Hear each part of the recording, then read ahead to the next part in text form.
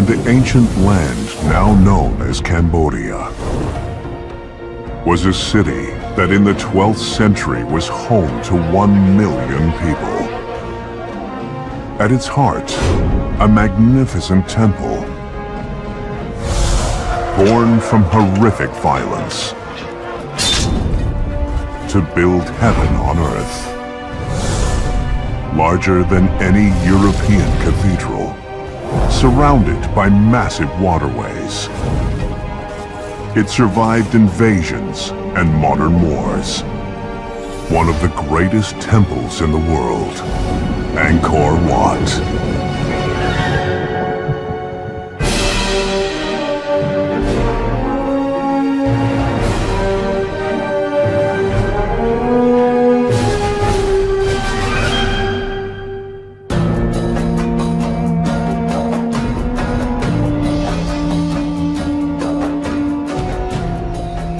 Rising from the floodplain of the Mekong River in central Cambodia is one of the most spectacular temples in the world. This is Angkor Wat. Once a Hindu temple, now a stunning monument to Cambodia's golden age. Angkor means city, and Wat is a temple or pagoda. And it is massive, spanning an area that could cover the flight decks of more than 100 aircraft carriers. At the center of this vast complex is this: a temple twice the height of the Tower of London. It's one of the most amazing engineering projects in the world. Not just for its size, but for what it's built upon: water. Because Angkor Wat is floating on a swamp, supported by a foundation of subterranean water.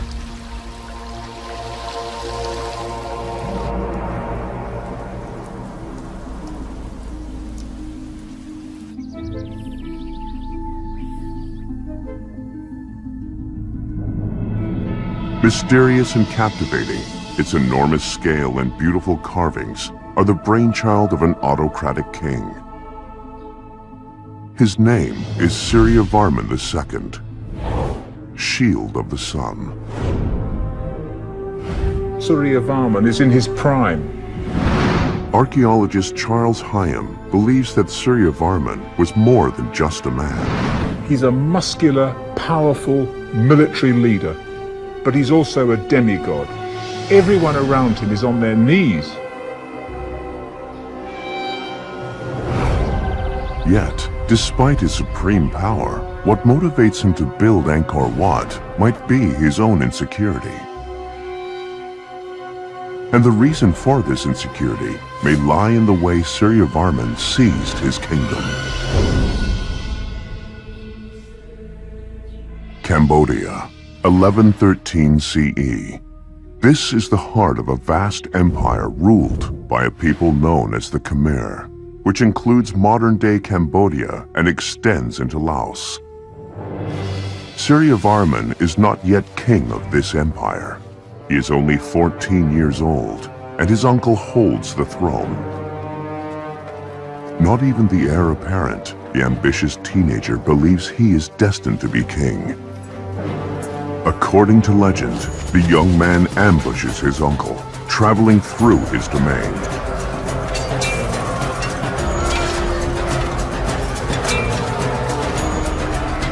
As the fight continues, the youngster breaks away and leaps onto the old king's elephant and kills him.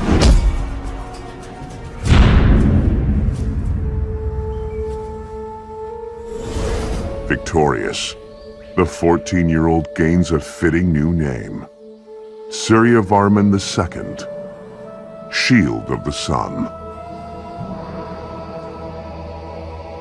Having seized the throne, Suryavarman immediately sets out to consolidate his hold on the empire.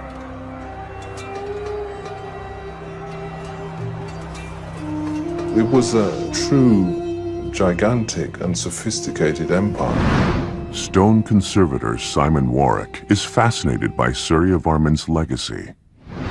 Perhaps on a level of the Roman Empire, though it hasn't been studied as much, but it was gigantic.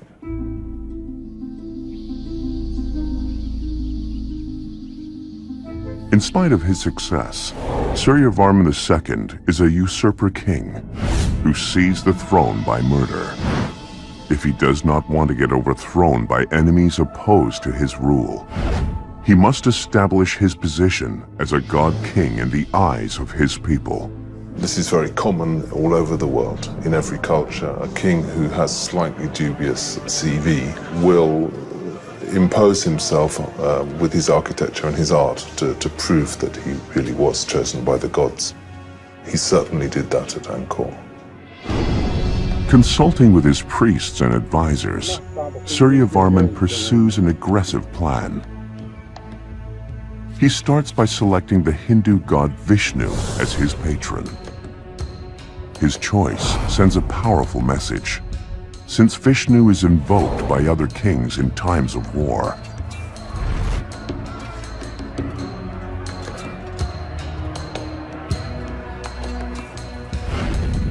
To honor his divine protector, Suryavarman will construct an elaborate religious complex.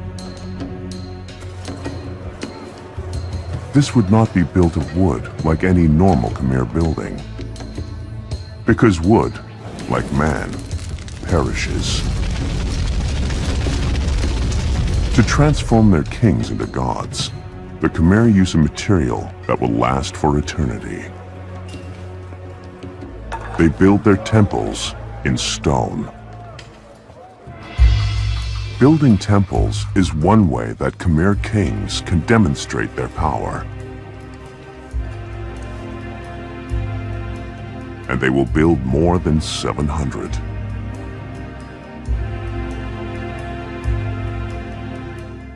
But Suryavarman wants his masterpiece to surpass them all.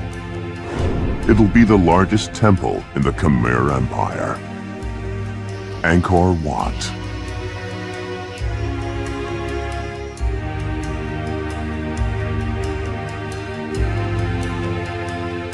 As befits his ambition, Suryavarman's plan is godlike in scale.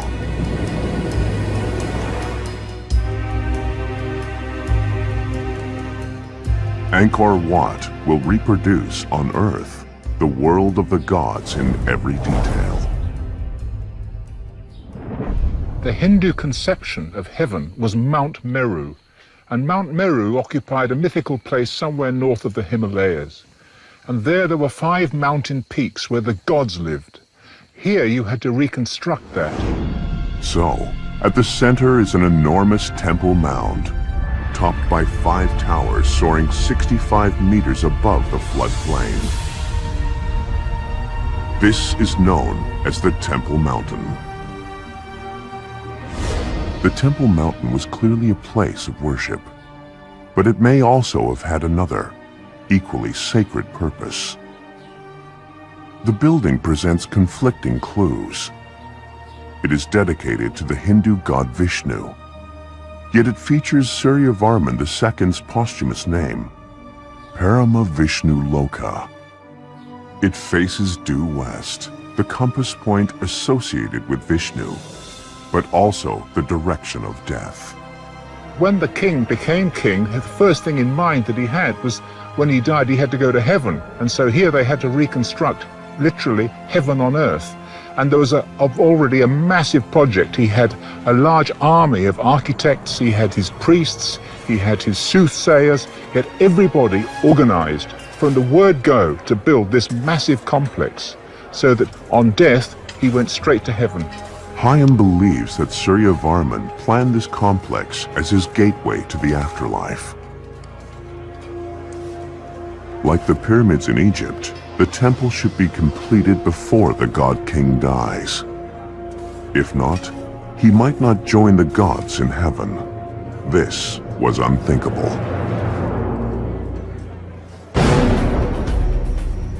But just clearing the site amid the steamy rainforest is the first challenge. because the area it covers is huge, some 500 acres. It's hard to get your head around how big 500 acres is. For engineer Ed McCann, the scale of this place is staggering. 500 acres is about the size of 250, 300 football pitches. It's not just the size of the site that is daunting. The construction hurdles are equally formidable. This will be covered with trees that are from this sort of size to, meters in diameter of hard tropical wood.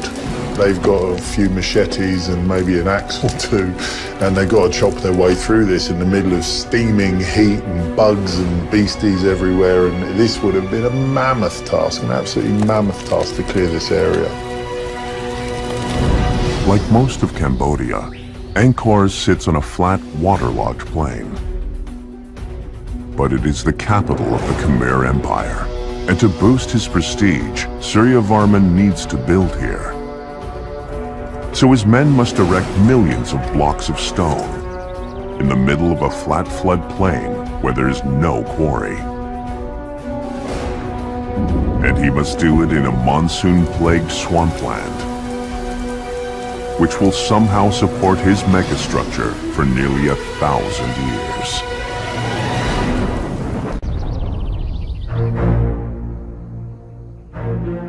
Suryavarman II's temple, Angkor Wat, will soar above Cambodia larger than any medieval cathedral.